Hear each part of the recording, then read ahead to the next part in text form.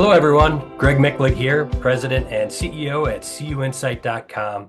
And today I'm bringing you a 3 questions video interview with a longtime co-collaborator and friend, Barb Lowman, President of CUNA Strategic Services. Barb, thanks for being here. Thanks for having me, Greg. I'm super honored to be your first 3 questions guest, so I'm very excited. Let's get right into it. Sounds great, and thanks for being here again. With that, as you said, let's get into the 3 questions. So, with the union of CUNA and NAFCU and the transformation into America's credit unions, how did the merger affect CSS? Well, it's interesting because I get asked that question all the time, and the short answer is operationally, the merger didn't affect CSS at all. We're independently governed. We have our own separate board of directors and management organization. But where we did come into play was in Legacy CUNA's ownership of CSS.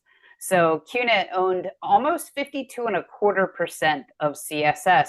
So as CUNA and NAFCU merged, that ownership transferred to America's credit unions. And that's how we really came into scope with the transformation itself.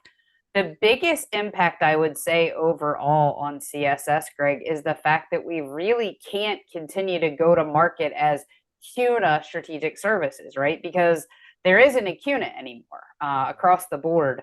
But I don't necessarily think that that's a bad thing, that we're focused on what the next iteration of CSS looks like.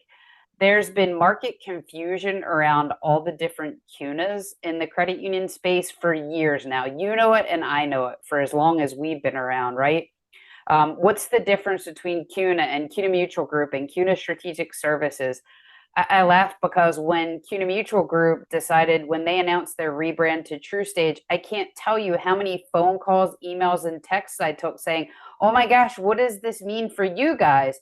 And my quick sarcastic Barb answer was really nothing, because we're not a part of or affiliated with CUNA Mutual Group, but it can be confusing. So I think in the long run, this brand clarity will be great for everyone once we get to the other side and everyone now has their own identity and path forward. Yeah.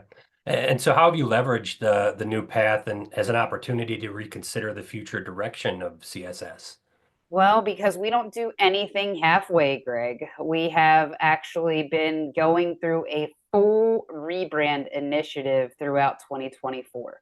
We started literally almost as the wheels hit the ground coming home from GAC and said, let's do this right. Having said that, we chose not to do it ourselves. We thought it would be best to bring in an expert. So we've partnered with Mission Brands, Sam Plester's relatively new company that I think a lot of your viewers are familiar with. And they have just been an amazing partner to guide us through this journey. We use this as an opportunity really to do some true soul searching. We had our entire CSS team in the room several times together to go through different parts of this exercise. And in one of those meetings, I actually looked at the team and asked the question, what would it look like if there was no CSS in the credit union industry? To get at what's the true value that we bring, right? Because as we approach this exercise, we didn't just want to assume that we knew what everyone was thinking about the work that we do. So we started with a full brand audit, performing a holistic review of our current brand. What do we say we exist to do versus what do we actually do? What are our core friction points as we go to market? We did a full operational review.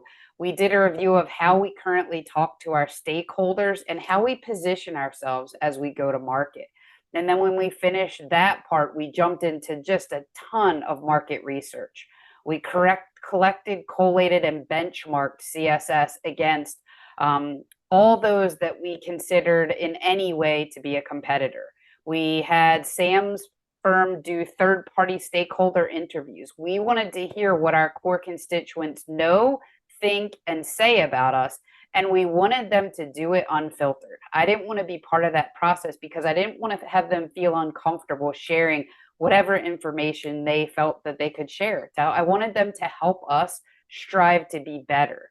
I had Sam's team do a competitive analysis. I had them revisit the addressable market and do an assessment to see quantify the go forward opportunity. And then we did an analysis of the audience that we serve and how we engage with them, how we approach our positioning with them. And then we actually started the really fun part, which was digging into our purpose, promise, principles, and values, right? Reassessing our brand value proposition overall, redefining how we articulate that purpose and that promise. That was a key part of it. How do we do a better job of telling our story? And then working together to establish a set of operating principles that would ensure cultural and operational consistency across our organization.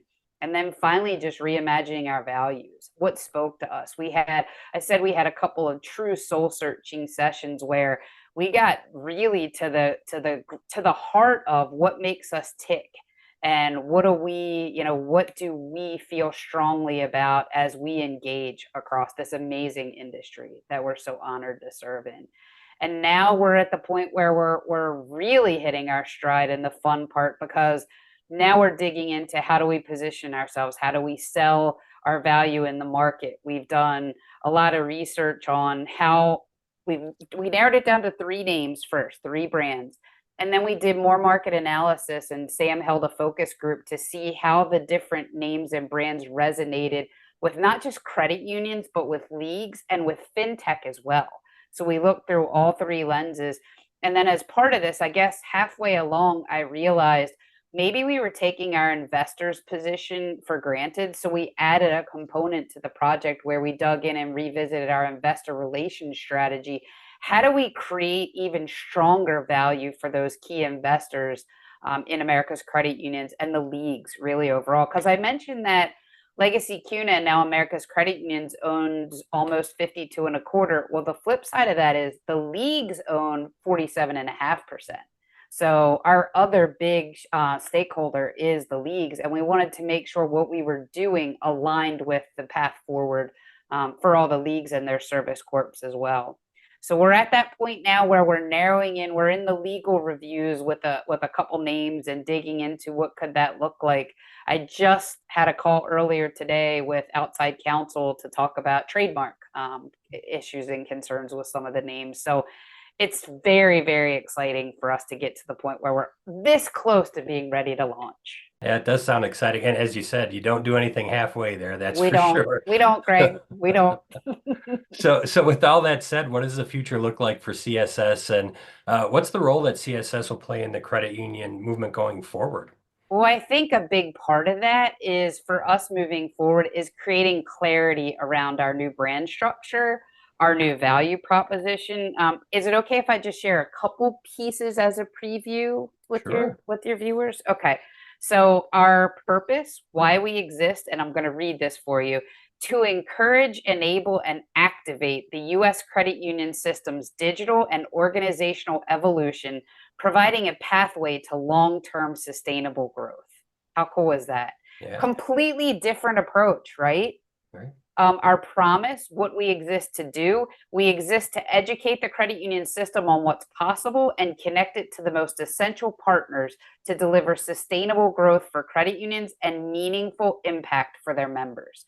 So in everything we talk about here, we're tying members in because it's so important to make that connection and talk about how the fintech we're partnering with and bringing to credit unions will really help them position their members to thrive and reach financial health and success.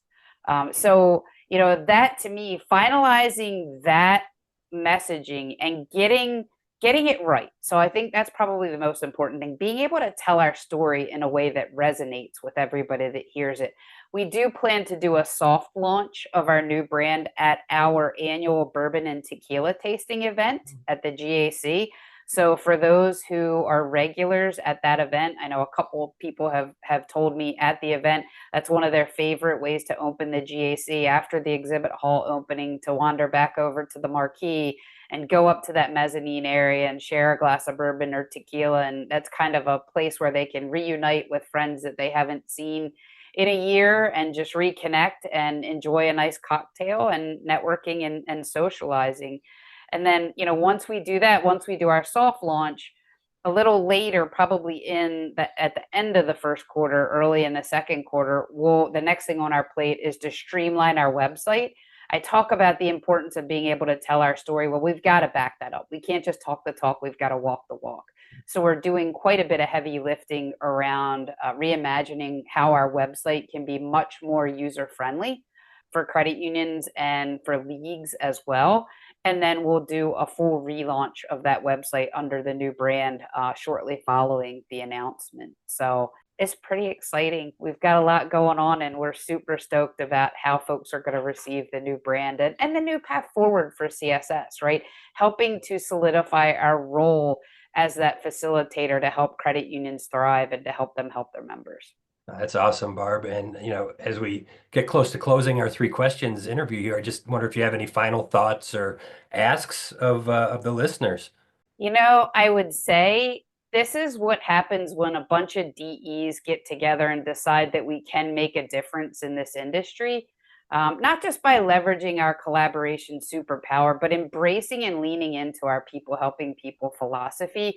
At CSS, we're not in business to make a ton of money we're in business to help promote the health and wellness of the system and to help credit unions do great things to improve the financial lives of their members and to help the leagues. At the end of the day, that's what gets us excited when we wake up in the morning. And I would just challenge all your listeners and all my friends out there across the industry to think through that lens. There's a lot of crazy stuff going on in our world right now, right? We just finished socializing, and for some mourning, for some celebrating election results that have been very polarizing for our country and for all of us. Our industry is not immune to that. So I would just challenge everyone, especially all the DEs out there.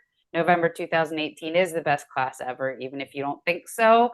But hold on to those roots and get motivated by giving back and making a difference in members' lives. Wonderful. Thank you again, Barb. And it's been my pleasure to spend some time with you again. And I really appreciate you taking the time to be here with me. Thank you, my friend, and congrats on the new role. I'm excited for you. I'm excited for Randy, and I can't wait to see where you're able to take this thing. Thank you. Thank you. Thank you. And a final thank you to all that tuned in for this 3 questions video interview. I'll see you again next time.